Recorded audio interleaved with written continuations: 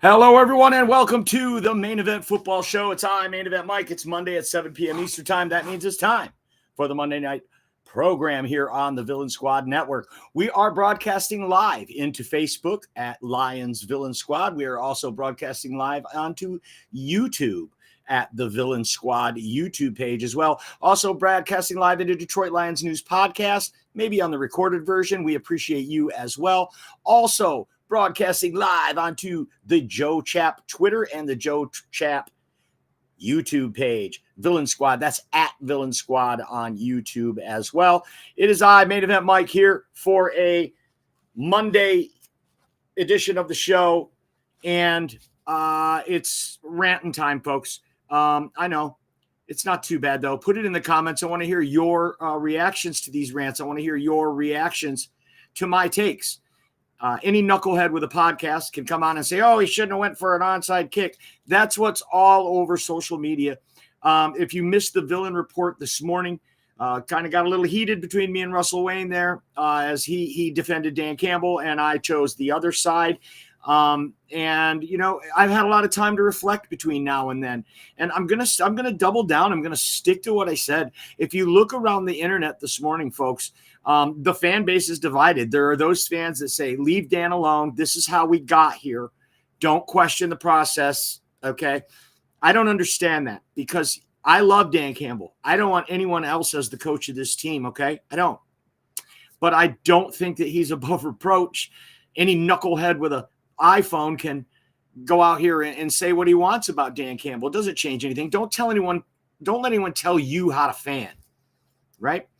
If you think that was an egregious mistake by Dan Campbell, then, hey, stick to that take. That's what I think. And that's no different than Rob Parker from Detroit News last week. If you watched this program, you would know that I ripped Rob a new one. I've always been a fan of him as a journalist. He's always been critical of the Lions, but he's always got good takes, and his reasoning behind his disdain for this franchise sometimes is usually well-founded. And I think last week's take with Rob Parker is well-founded as well. I just ran him through the mill over it for one reason, because I took the mindset that was in the past. That wasn't going to be an ongoing problem. Rob Parker called it last week saying that Dan Campbell was the weak link on this team. Oh, people were just in the chat losing their minds over that. I get it. But Dan Campbell, with 12 minutes left, went for an onside kick, down by 10. Spin it any way you want. Situational football, conventional rules dictate that you should not do that. And that's under the premise of last year when you didn't have to take an ad out in the paper to do an onside kick. You have to tell everyone in the stadium, we're going to do an onside kick. The whole element of surprise is gone now. Believe me, if this was last year and he would have done that, we all would have a different feel about this. We'd say, hey, that was gutsy, man. Let's carry his testicles out in a wheelbarrow on the next meme. Yeah. That would have been a gutsy move, like a Sean Payton in the Super Bowl type of move. But now everyone knows you're down by 10 and you declare you're going to kick an onside kick. And Dan Campbell poo-pooed it at his presser, which he's very good at not poo-pooing things. He's very, very one of the best coaches I've ever seen at really tackling the issue head on and taking responsibility for it. But he poo-pooed this one. Well, yeah, it went down to the 3-yard line. If I think I'd do that over again? No, I didn't like that. But it's the call, Dan. It's the situational call. 12 minutes left. Yeah, they get it at the 3. They score a touchdown. You go down, you score a touchdown. Exactly 4 minutes goes by. Now it's 8 minutes left on the clock. You're in the exact same situation you were at 12 minutes on the clock. Are you going to kick another onside kick? If that's the good call, why not do that? Dan Campbell said when he was asked about it, when he poo-pooed it, I thought we could steal a possession there. How did you think you were going to steal a possession there when you can't take them by surprise? You still have 12 minutes in the game. I didn't understand that answer at all. If you could have stole a possession there with 12 minutes, why couldn't you do it with 8 minutes? No, you kicked it off out of the end zone with 8 minutes. I don't understand the call. And the media let him off the hook with his answers, in my opinion. Again, I love Dan Campbell. No other coach I want for this team. He's taken his lumps. He's a first-time head coach. He's done some interim, but he's a first-time head coach. And he's learning, and he's a gambler, and he has a specific philosophy about the way he thinks the game should be played. I'm down with all of that. When there is a decision to be made. With 12 minutes left, down by 10, and your offense is humming, finally, after going cold. I know. I don't get it. I know you couldn't stop Josh Allen. Who can? It's going to come down to who gets the ball last. You get an extra possession. That 3-and-out to start the game set the tone for the whole game. And you got behind the 8 ball, went down 2 touchdowns, and you needed to get another possession. It didn't look like your defense was going to produce it for you, which it didn't. So you got desperate? Was that a desperation move, Dan Campbell? Okay. You're still my coach. I still love you. No hard feelings. But isn't it okay for us as fans to call it out if there's a call that a coach makes that we don't like? Don't you think? I think so. I guess we are not broadcasting live into the Detroit Lions news today. My apologies there. I hope everyone on Detroit Lions news will watch it on the recorded version. We appreciate all of you, of course. Let's see who we've got in the comments today. Looks like we've got Davey in the house. I got to get used to this new format here, folks. Chat, here we go. Davey's in the house. Jordan Mijo. What's up, Jordan? Jordan says, first time in 11 weeks, we can't say happy Victory Monday, so happy Survival Monday. I love that. Yeah, man, we got spoiled 11 weeks in a row. It was Victory Monday. Now it's why the hell did he kick that Monday? But I'm about to let that go, folks. First, I want to say sorry to Rob Parker. I'm sorry that you had a take that I thought was terrible, and I let the world know about it. And then the next week, the coach goes and proves you right. So I take back those statements. I know, right? Who's Rob Parker care what I say? I'm sure he doesn't. But I have the right to say it, and I'm going to say it as a fan, as a die-hard fan my whole life for the Detroit Lions. I thought it was a bad call. Let's move on from it, and let's take a look at what's coming in the future. And what that is the Chicago Bears. At Chicago, Soldier Field. That's where the Lions go to try to pick up the pieces from this loss against the Buffalo Bills. Some people might think that's a good thing because Chicago's seen as a team on the down. A lot of coaching changes, rookie quarterback, 4 wins on the season, long losing streak, losing heartbreakers, including one to Detroit on Thanksgiving. Might be a time to get right. Well, unfortunately, that's a division game, folks, and it's on the road. It's going to be a dogfight. And when you look at the injuries the Lions have had, it is really unbelievable. I have never seen an NFL team hit on one side of the ball so bad with injuries in my life. And it goes back to what Rob Parker said last week about Dan Campbell. If he's the weak link, these injuries, all these things happen. We're going to need a coach that makes the right decisions down the road to get through something like this. Dan Campbell said it in San Francisco last year. He said it in San Francisco. Hey, you never know when you could be back. You may never be back here again. Those were exact Dan Campbell's words. You may never be back here again to get to the Super Bowl. Many, many people think that Dan Campbell cost us a trip to the Super Bowl. An epic second half collapse against the Niners. And if he would have just taken a few field goals, the game would have been out of reach. It's a fact. Not my opinion. That's not me as a knucklehead talking my take out here into the world. That's fact. If you give us a field goal and then let them have a touchdown and give us another field goal and let them have another touchdown for the rest of the game, we go to the Super Bowl. Or you could go for it on 4th down, get stuffed, and lose the game. And with an unprecedented rash of injuries on the defensive side of the ball, this just goes to what Dan Campbell said back then. You may never get back here again. It's really hard to win in the NFL. It's really hard to win an NFL game, let alone a Super Bowl. It's huge. He knows it. Anybody who's played this game, especially at the pro level, knows how hard it is. And it's said many times it's a war of attrition. And that's where the injuries come in. Lions had been doing a great job of it, continuing to win, lose Aiden Hutchinson. Ife Melifonwu comes back, then breaks his finger in practice. We lose Barnes. That's okay. We got Rodrigo. Rodrigo goes down.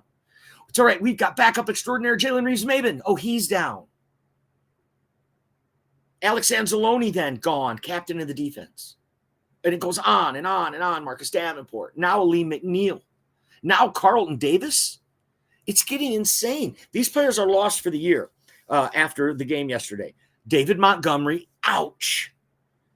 Ali McNeil, Carlton Davis, and Khalil Dorsey. Ugh. Did you see Khalil Dorsey's injury? Horrible. Prayers up for Khalil Dorsey. I mean, we all prayers up for Hutch a million times. If you saw the replay of the Khalil Dorsey injury, my goodness, it looks horrible. Our prayers go out to Khalil Dorsey and his family, and we hope that he can recover from that. We need Khalil Dorsey. He's our kick returner. Not only is our kick returner, he's the number 2 backup right now to who? Carlton Davis. So we lose them both in the same game. Folks, this is huge. Okay? We saw Brad Holmes do a pretty decent job of going out there, picking up some pieces to try to augment this defense. You know, it might have been just enough. We could still stay on this run. A lot of Lions fans today are jumping off the bandwagon after these injuries. They don't think there's any way we can make it through. I still have faith. We still have the most explosive offense. Even the Buffalo Bills will tell you that. Putting up 42 points on them. Still have the most explosive offense. We have one of the top offensive lines in the game. And we have some very good pieces on defense. The best safety duo in the game. And some dogs on the line. And some of these guys that Brad Holmes have brought in. They have bought in to the way we play football here in Detroit. And they're getting the job done. They didn't get the job done against Buffalo, you could say. But it does seem like had we not lost those key pieces in that game, we had enough to at least sustain a playoff run. What are you going to do now? Carlton Davis and Khalil Dorsey, that's one position, cornerback. Bam. First and second string. Ennis Rakestraw still out with a hamstring and a rookie to boot. So now you've got Terrion Arnold on the other side, a rookie out there. Who's behind him? Kindle Vildor. Everyone's favorite, Kindle Vildor. Emmanuel Mosley is also there, and Amik Robertson. And who else? No one. That is the depth chart right there. You do have guys on the practice squad, which I'm sure they're going to be bringing up. They're going to have to bring up Maurice Norris, a corner on the practice squad. You've got Mitchell Agude, Beauplan, they're linebackers. Chris Smith, the defensive lineman. We might see Chris Smith now because of the Ali McNeil injury.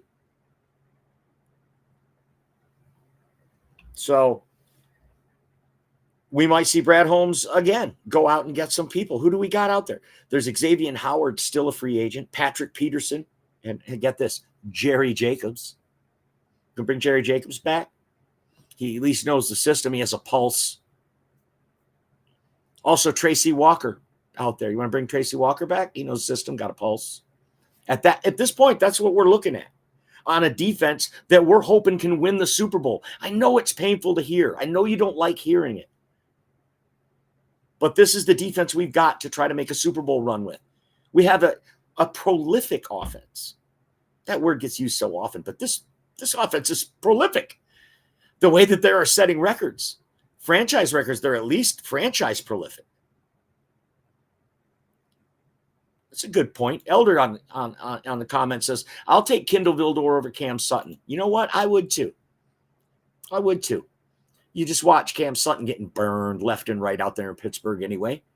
And at least Vildor historically has been a good tackler. There's been some times when he wasn't. That 92-yarder he gave up to CeeDee Lamb last year was just brutally ugly to watch. But he's been able to hang around. He's been able to stick with this team when guys like Jerry Jacobs were let go. He can stay with a man. Of course, the ball bouncing off his face masking to Brandon Ayuk for that touchdown in the title game. Just hard to believe Kindle Vildor's still on this team, but hey, he's one of our best guys now. Right now. Jordan says, not making excuses. This shit is rough. All season, it's next man up. But when you lose your next man as well, you're going to run into depth problems eventually. We're right. Right. Derek Barnes is gone. That's okay. We got Rodrigo. He's hurt. Now we're nobody. Now Trevor Nowaski's even hurt. I just don't know. And what the hell is going on with Broderick Martin? Was this guy going to play? He's got to play now. He's got to play. Kaminsky's supposed to come back. Maybe we can get some help there at the end of the season. We know Anzalone's going to come back. Ife Melifonwu may come back. It's not all doom and gloom. We also have Miles Adams that we signed, who's a good defensive lineman. Jonah Williams. Maybe these guys can raise their play. We can squeeze some life out of him, make a run going down the stretch. Lions got this. Look, we're at Chicago, at San Francisco, and then home against Minnesota. Any of those games scare you? No. Yeah, we could lose them. But we could also very easily win those games. Those are winnable games. We will be favored in all 3 games. Well, we were favored yesterday. It's Josh Allen. You're on the road. Usually the road team's favored by 3. There's only a 1.5 opening line on that game. I've been through worse as a Lions fan. I hear you, Elder. Same here, man. Who's complaining about 12-2? Huh? Who's complaining about 12-2? I don't think anyone is. But it sure is a tenuous thing that we're looking at with all these injuries on the defense. Hell, this offense, you better be able to keep up. If our defense gets 1 or 2 stops against most teams, it's over. So then it becomes important to get the number 1 seed. So let's talk about that for a minute. Let's talk about getting the number 1 seed. The Lions lose yesterday, but the Philadelphia Eagles win. They now have the identical record, but the Lions hold the tiebreaker against both Philadelphia and Minnesota as of right now. With all things being equal, and all 3 teams having 2 losses, that's Minnesota, Philadelphia, and Detroit, all 3 teams having 2 losses, the Lions are still the number 1 seed by the tiebreaker rules. And the tiebreaker rules are, first it goes head-to-head, and then your conference record. First it's overall record, and then it's head-to-head, and then conference record. So right now, if all things equal, if all 3 teams were to win out, the Lions would still be the number 1 seed. Here's what Philadelphia would need to do to get the number 1 seed. Because both of Philadelphia's losses are in conference. And Minnesota lost to the Rams, and the Eagles beat the Rams. So that's a common opponent because they both have conference losses. So Philadelphia would own the tiebreaker on Minnesota. The only way that Minnesota could get the number 1 seed is if they win the division and still remain with 2 losses. That makes that Week 18 game in Ford Field, folks, huge. If we're barreling towards that, if that's the end game of the season, that's how it's going to play out. Winner of that game wins the division and becomes the number 1 seed. Philadelphia's remaining games are at Washington. That's next week. Jaden Daniels, they go into Washington. If the Commanders could pull off the upset there and stop Philadelphia's momentum, that would be great for us. The following week, they're back at home for the last 2 games of the season. They play in Lincoln Financial Field against division opponents Dallas Cowboys and New York Giants. Wah, wah, wah. Probably going to win them too, for sure. Probably going to win them too. But if they can get a loss, if Washington at home can beat the Eagles, that'll bode well. Minnesota plays tonight against the Chicago Bears in Chicago. And then they also play at Seattle, home against Green Bay, and then at Detroit. Seattle got beat by Green Bay yesterday. Kudos to the Pack, man. Going out on the road and winning that game and playing hard, knocking Geno Smith out of the game. Just, Packers win again. The Packers have 2 losses to the Lions. Other than that, they got, one loss against Philadelphia on opening night? Or they have 4 losses? They have 4 losses. 2 of them are to the Lions. And then Detroit, of course, Chicago, San Francisco, Minnesota. All 3 of those games, the Lions will be favored in. So even with the defensive problems, it's not beyond the realm of possibility that the Lions win out and they finish the season 15-2. That would be nice, even with the defensive problem, because these aren't juggernaut teams. San Francisco's too banged up. It wouldn't surprise me if we were to lose that game. Some of those Lions players might be seeing ghosts from last year's title game. And San Francisco's no joke. Kyle Shanahan, one of the best play callers in the NFL. We absolutely could go out there and lose. And we could lose in Chicago. It's a division game on the road. Chicago's not a slouch. They've been in some big ball games and lost some heartbreakers. Caleb Williams is only getting better. And then Minnesota's a dangerous team. They could easily come into Ford Field and beat us. We could lose all 3. We've already clinched a playoff spot, but you could say goodbye to the division if that happens. That'd make us 12-5, same as last year, if that were to happen. And then is a Lions fan really going to complain about 12-5? Even though, what's most important, folks, who's hot going into the playoffs? That's what you want. You want to be the hot team going into the playoffs. Lions were that last year. Playoff wins against the Rams and the Bucs. And they were hot through the first half in San Francisco. And then we don't want to talk about what happened after that. But they were hot going into the playoffs. We've seen it many times. Last time the Packers won a Super Bowl, they were the wild card. Had a rough start to their season. Things started getting right. And then there's some luck that's involved every year for every team. And that has to do with the injuries. If you are lucky enough to avoid this gauntlet of a season and not come out beat the hell, and not come out with half of your starters out, or if you're like the Lions, literally 75% of your starters out on one side of the ball. If you're lucky enough to make it then and be the hot team going into the playoffs, the team that's playing good, hitting their stride as the playoffs are beginning, then it doesn't matter really where you play or who the opponent is.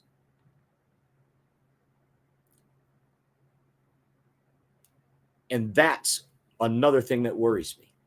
All these injuries, even when we continue to win, only by 3 points against the Bears, only by 3 points against the Packers, lose by 1 score to the Bills, but let's be real, it wasn't that close. And we're talking only 3 games left. That's not where I wanted to be. I would have rather lost a couple of those other games earlier in the season and be surging now and getting everyone back healthy now. Not scouring practice squads to see who we can get to come and play next week, because that's where we're at. It's such a strange time right now, and it's such a great time to be a Lions fan. Our team's never been this great. But have no fear, Lions fans, because we're set up for the future. And if it doesn't work out for us this year, next year, or the year after that, at least we have a regime in place that is respectable, has made us a respectable team, has made us no more paper bags for Lions fans. Okay? No more. Not now. This thing has been turned around officially. SOL is dead. Because we're still going to win this division. That'll be 2 division titles in a row. We'll win the division again next year. That'll be 3 titles in a row. And that's just indicative of what this regime has done. Tim Henderson's in the chat. He says, can Vaki help? And Craig, come on, Craig Reynolds and Sion Vaki are now going to get more carries with the David Montgomery out. Jamar Jefferson is on our practice squad, but I really don't see a place for Jamar Jefferson here. Not when we have Sonic. Jahmyr Gibbs, it's time to step up, sir. 20 carries a game now for Gibbs. What do you think, folks? Put that in the chat. I want to hear it. You're watching the Main Event Football Show on the Villain Squad Network. You can go to Lions Villain Squad on Facebook and follow the page. You can go to YouTube and do @Villain Squad and subscribe to the YouTube channel. I'm Main Event Mike. I'm here every Monday at 7 p.m. Eastern Time. The Main Event Football Show, once a week. All teams can't win out. But I'm sorry. I misspoke there, Bob. That's a good call. What I prefaced that was all things being equal, right? All teams can't win out. But if they finish with the same record, the way things sit now is how I was breaking down that number one seed path. But that's a good call out. Fair, very fair. Kim is in the house. Says, say something about my comments above. I'm sorry, I'm going backwards, Kim. Let's start at the top, folks. I'm all out of sorts today. Who's in here? Let's just say hi first. What's up, Bob? Bob's in the house. Davey, our good friend. Kim says, you said it was only 1% of the time the onside kicks work, but it's actually 7.3% of the time. Danny Boy was trying to prevent the Bills from meeting our defense. Minus 2 more dudes makes sense. 7.3% of the time the onside kick works, Kim? Okay. I'm going to trust you on that. I had seen it before. That was definitely last year. Wasn't this year. Wasn't looking at this year's stats. So I'm not going to argue with that. Good call. Right on.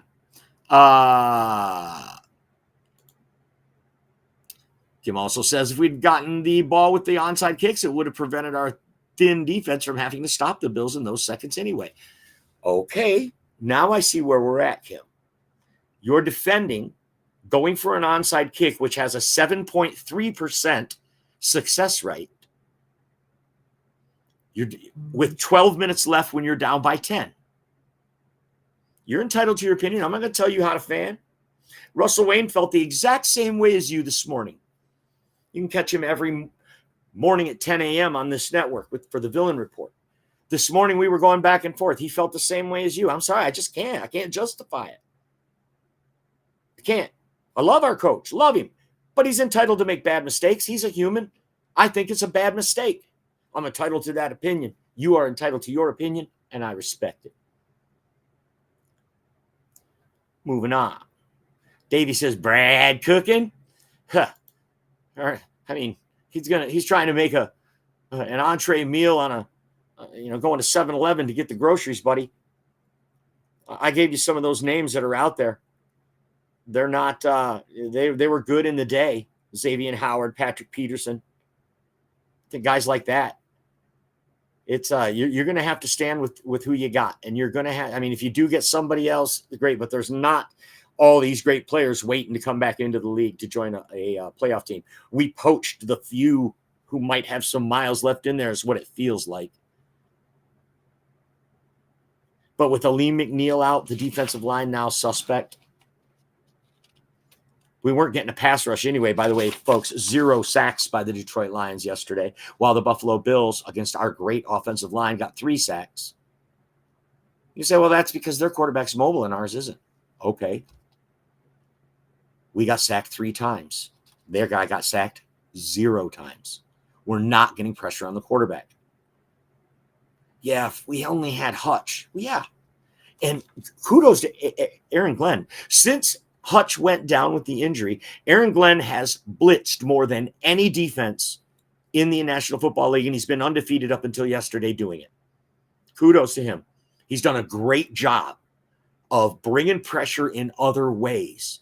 Even though we're still not hitting the sack total in the box score, we're getting pressure on the quarterback and making it uncomfortable for them. We didn't do that a whole lot yesterday. Josh Allen had so much time. And you can't expect the secondary to cover that long.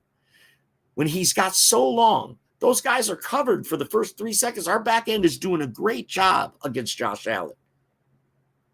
Terrion Arnold, did Amari Cooper, did he even play? Our guys are right there. Some of those passes yesterday, folks, if you watched, you know what I'm talking about. Josh Allen laid those passes on the money. Even Quan Alexander out of the backfield, old clunky Quan Alexander, who comes in off the street in his late 30s. He was step for step with Ty Johnson on that pass. He did a great job of picking him up out of the backfield. But Josh Allen put it right there, this far over his outstretched hand. Not a lot you can do about that. And Dan Campbell alluded to that. He said, look, these guys are great. That guy, Josh Allen, he's great. It's the self-inflicted things that we did to ourselves that really bugged him. And I think we all agree with that. But he never did take accountability for that onside kick. He poo-pooed that. And I do appreciate anyone who is going to take the stand that was justified. We need to use Sam Laporta more, is what Elder says. That's a good call out. Wasn't there a stretch there in the third quarter, late third quarter, where they just were feeding Laporta? He was eating them up. And then it seemed like Buffalo made some adjustments on defense and kind of shut that down. Craig Reynolds will take Monty's place. I don't know if you can replace David Montgomery. The way that guy plays, that is so sad. Sion Vaki, though, hard runner. Craig Reynolds, a pro. I think the two of those guys together, Ben Johnson is going to find a way to mitigate the loss of David Montgomery using those two players. They have different skill sets. Craig Reynolds is a great blocker. Ask Carlton Davis. Craig Reynolds is sure-handed. He's had some crucial fumbles in his career, but he's a guy that the Lions trust. They trust him to have the ball from the goal line at the 1 yard line. So, and credit to Craig Reynolds also for yesterday saving a touchdown on the onside kick. Didn't mean anything. They end up scoring anyway, right? But hey, kudos. That was a great play. And that right there is why I'm not too worried about it. Yeah, we're going to miss Monty. But Jahmyr Gibbs, it's your time now. You're the new Barry Sanders, Jahmyr Gibbs. Davey says you need two backs. Every team in the league's got two backs. We're going to have three now. Instead of two, we're going to have three. I think Monty's carries are going to get split between Vaki and Craig Reynolds, and they'll see who emerges from that duo to take that second chair behind Gibbs. I love this call from Jerome. If Detroit meets them in the Super Bowl, we're going to be ready for the Bills. But what can you do against Josh Allen? 6'5", 240. Did you see that third down pickup he got at the end of the game, which was kind of icing the game? He just faked the run to the right and ran off tackle to the left. That's 3-4 yards. There's nothing anyone can do about that. What are you going to do? You put a spy on him? Our guy bit on the fake so hard. Okay, so you stop that play. But he's got a plethora of things. He can be stopped. He can be beaten. But it's an uphill battle. But I agree with you, Jerome. If we get him again in the Super Bowl, I think we win that game. I really do. Ed Oliver dominated this game. Nose tackle for the Buffalo Bills. He dominated Frank Ragnow. He dominated Graham Glasgow. Buffalo did to us what we do to other teams. They beat us on the line of scrimmage, beat us up. Ed Oliver pancaked Frank Ragnow, and he abused Graham Glasgow. We'll be ready for that come Super Bowl, Jerome. That won't happen again, I'm sure. And Bruce Roberts coming in as the voice of reason. Bruce, thank you. One game at a time, beat the Bears. That's a good call out. It's the Bears next week in Chicago, and they have to play tonight against the Minnesota Vikings. And that, folks, the spread is, sorry, and I said earlier it was in Soldier Field. I'm mistaken. That's in Minnesota. I'm sorry.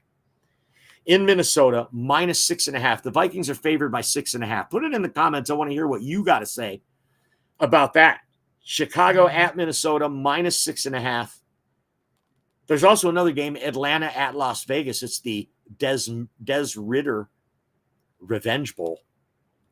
Desmond Ridder going to start at quarterback for the Raiders against his old team, the Atlanta Falcons, who drafted him.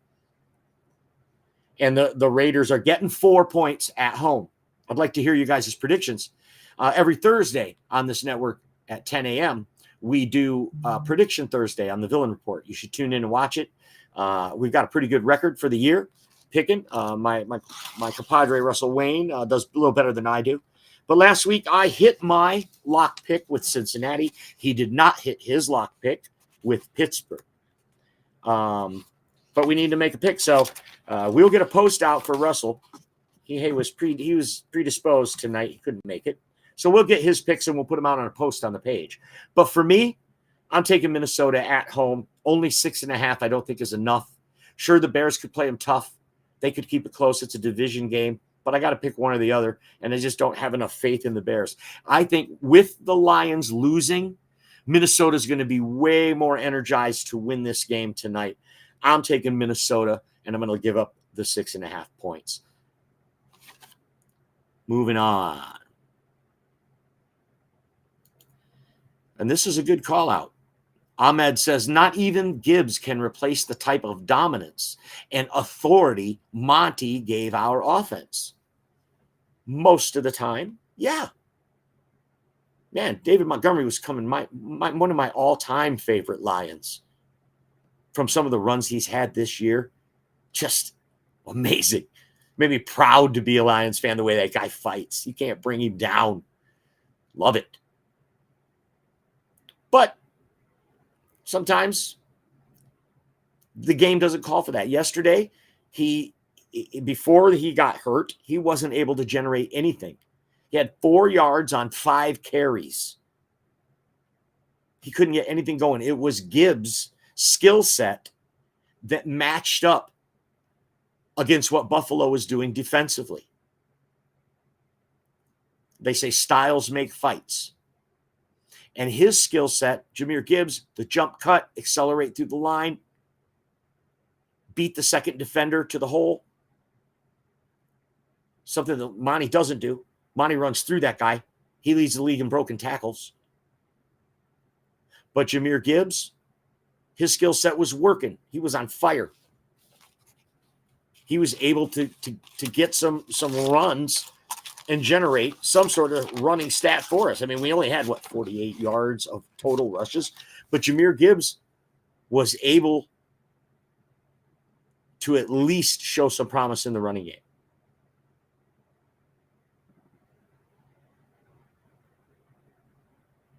Jerome says, what about Sue? What about Ndamukong Suh? I have heard rumors, it's probably just internet fodder, that they were going to give Sue a look. I personally don't like Sue, but if he can help the team win, that's great. I don't like Sue's sister. Let me be more specific. If you guys remember that. Ahmed says, what are the chances that we sign a D tackle and a corner from free agency? I think it's pretty good because we're going to have to bring up guys from the practice squad now. They're going to have to bring someone else to backfill those positions. Or maybe we get guys off of injured reserve now in time to fill these holes. Hope that answers your question. I love this comment from Jordan that Goff looked as mobile as ever yesterday, not saying much, but still, yeah. He looked like he was determined to run. I think he's given up on that way too many times in the past, and maybe he's realizing that play is there a lot more for Jared Goff than he takes. I thought he threw a couple away yesterday, which they always say, Tony Romo, smart play there to just throw the ball away. But shit, I watched the replay. He had nothing but green in front of him. Yeah, Maurice in the house says, go Bears tonight. Yeah, we're rooting for the Bears. I'm predicting Vikings, but I'll be rooting for the Bears. You can bet that. I'm going to take the Vikings, though, on the betting side with the 6.5. But I 100% will be rooting for the Bears. And in Dan's defense, of course, he said that he regretted that onside kick, actually. Yeah, he regretted, but he backhanded. He did it backhanded. Of course, they end up with the ball on the 3-yard line. Of course, I regret that. Yeah. He's not saying he regrets making the call. He doubled down on that. I thought we could get a possession there. 12 minutes left and down by 10? What makes you think you're going to get a possession there? If the success rate is 7.3%, I think we can get that 7%. We can get in there. That whole thing is ridiculous. They got to change this rule. It takes the whole idea of the onside kick. It negates it. It's a surprise play to catch you off guard. It's gamesmanship. And they're taking it right out. Why even have it at all? I predict they will probably take it out altogether. They're already talking about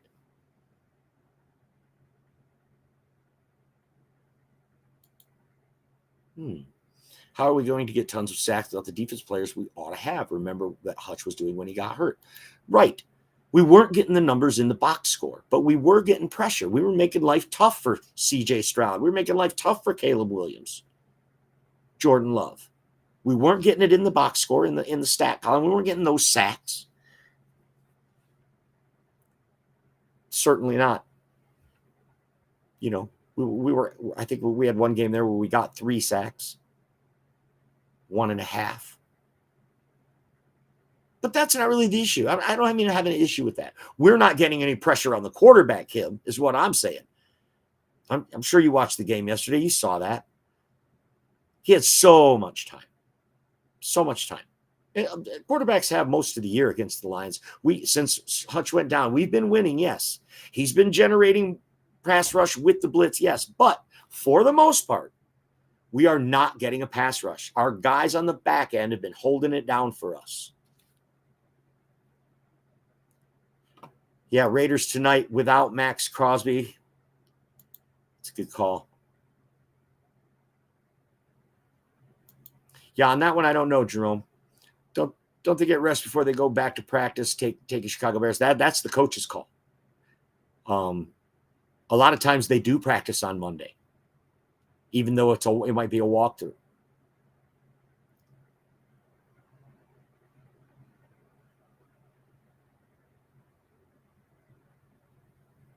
We were able to get some yards out of the backfield. Monty was actually successful catching the ball yesterday. And Jahmyr Gibbs as well. Jahmyr Gibbs, 5 catches, 83 yards, and a touchdown. We saw the Rams expose Buffalo the week before with that quick passes, some passes out of the backfield. They were able to beat Buffalo the week before doing that. And I thought we would do more of it, but we fell behind too fast. We weren't able to run the ball. That's a good call here by Kim. That Gibbs wasn't able to run the ball either, but he did have a few runs there where it looked like, okay, he's going to be more effective than Monty, and that was before halftime.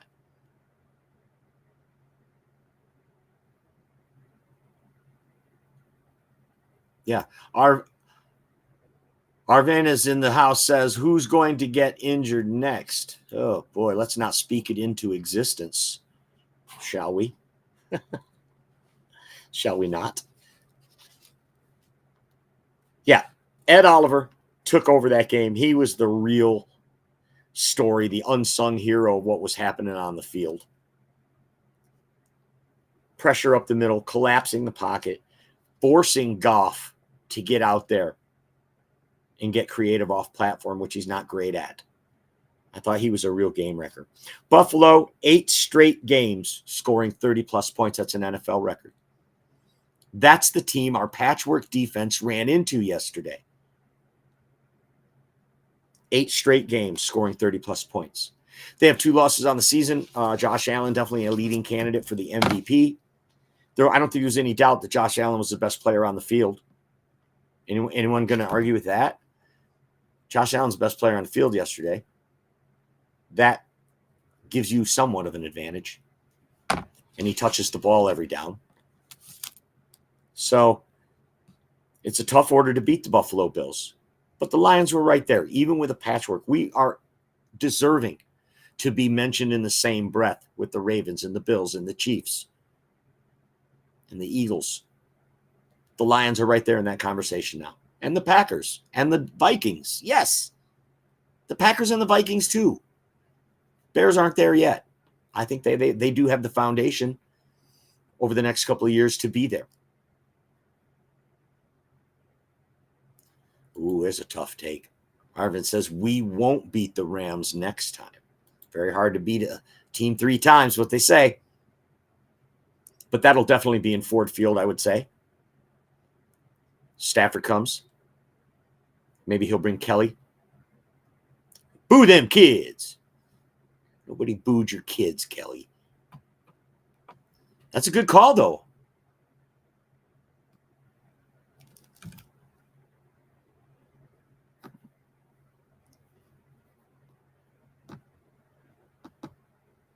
Right. Appreciate everyone watching the show today. We've got Las Vegas and Atlanta tonight as well, and that's +4. Man, I don't know if I can take the Atlanta Falcons in a football game, and I don't know if I can take Las Vegas Raiders in a football game, the way things are going between these two teams. I mean, Atlanta has beaten Tampa Bay twice already this year, but yet they're still in second place. They need these wins. Las Vegas, it's over for them. They're at home. They got some pride. I don't know if Atlanta's 4 points better, but I'm going to go ahead and take the Falcons, and I'm going to lay the 4 points on the road, only because I think they have something to play for. The Raiders do not have anything to play for right now. I mean, they're in the sweepstakes to try to get a new quarterback in the draft. And remember, the first rule of Tank Club, never talk about Tank Club. And the Raiders are going to be scrappy. They're going to try to win this game, but I'm going to go ahead and take Atlanta and lay the 4 points. Put it in the chat. I want to hear what you take on that game as well. Lions are still 12-2. Such a good call. If Martin can step up beside Reeder and be who we've hoped he could be, that will open up opportunities for some QB pressures. Yes, it's got to happen now, man.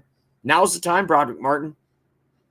And Mekhi Wingo, the third-string guy, he's gone too with an injury. No Davenport. It's bad. It's so bad on the defensive side of the ball.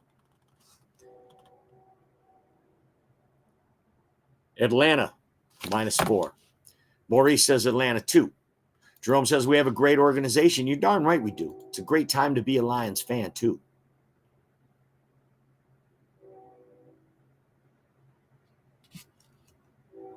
I do believe we'll see Chris Smith from the defensive line come up from the practice squad. We'll see him on the sideline next week. That's what I predict.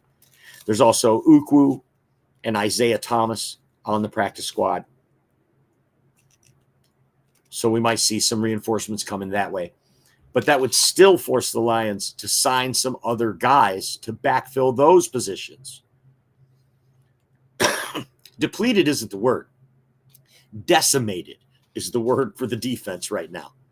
But you know what, Lions fans? Most of you out there today aren't making excuses about it. Most of you out there are accentuating the positive and saying, you know what, we're 12-2. We got a great offense. We got really good coaches. So keep the faith, Lions fans. Stay positive. I'll be back again next Monday at 7 p.m. Eastern Time, and hopefully we're talking about a victory over the Chicago Bears. Hope everyone has a blessed week. God bless each and every one of you. I hope you all make it home safe wherever you're traveling to. Peace out.